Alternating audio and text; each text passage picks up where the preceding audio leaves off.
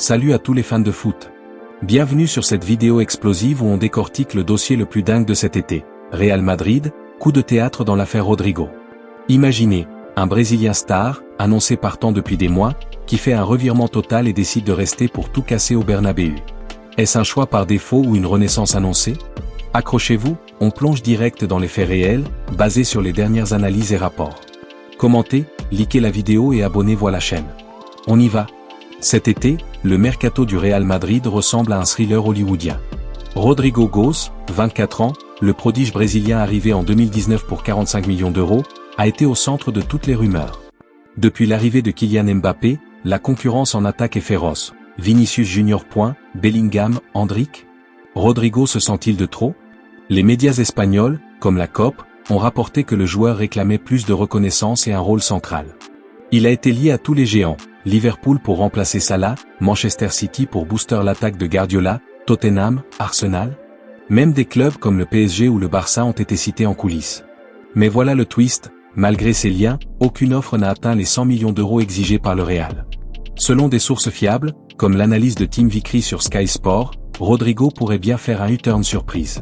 Vickery, expert du foot sud-américain, explique que le Brésilien n'est pas ravi de jouer sur l'aile droite, sa position préférée est à gauche, bloqué par Vinicius et maintenant Mbappé.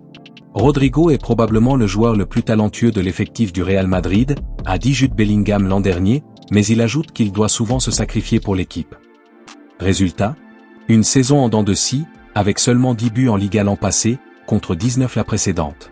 Et lors de la Coupe du Monde des clubs, son entrée en jeu n'a pas convaincu, comme l'a souligné Vickery, un contexte différent, mais qui pose des questions. Et bam, coup de théâtre ces dernières heures. Xavi Alonso, le nouveau boss du Real Madrid, oui, l'Espagnol a pris les rênes et impose sa patte, a calmé le jeu en conférence de presse. Rodrigo va bien, je compte sur lui, et ce n'est qu'un match. La Coupe du Monde des clubs était un contexte différent, mais c'est la saison qui compte. Bien sûr, je compte sur lui, a déclaré Alonso pour tempérer les rumeurs. Ça sonne comme un soutien clair, non? Mais est-ce du bluff? Selon la COP et le journaliste Miguel Angel Dia, suiveur assidu du Real, tout porte à croire que Rodrigo restera. Le joueur veut rester, il accepte le défi et sa situation délicate.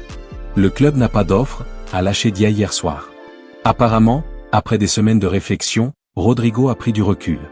Il n'y a pas eu d'offre concrète à la hauteur, et le Brésilien, motivé, choisit de se battre plutôt que de partir. Un choix par défaut? Pas du tout, d'après les insiders. Alonso n'a jamais signifié à Rodrigo qu'il ne comptait pas sur lui.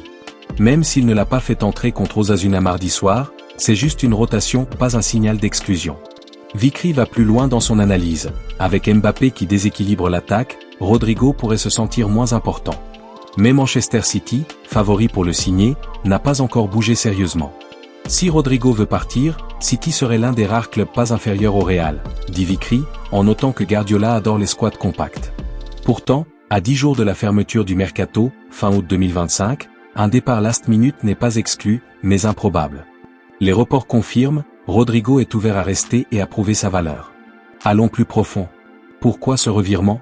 Rodrigo sait qu'il part avec un handicap. Brahim Diaz explose en polyvalence, Arda Güler, le Turc prodige, brille en préparation, et Franco Mastantuono, le jeune Argentin recruté cet été, pousse fort.